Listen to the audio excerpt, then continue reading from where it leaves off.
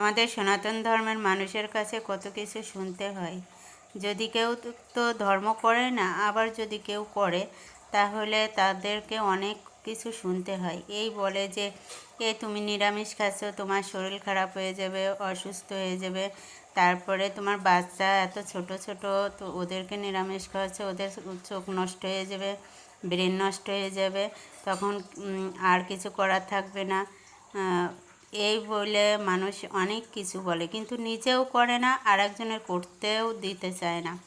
এটাই হলো আমাদের ধর্মের বিষয়ে কেউ জানতেও পারে না। আমাদের ধর্মের মানুষ এগুলোই বলে।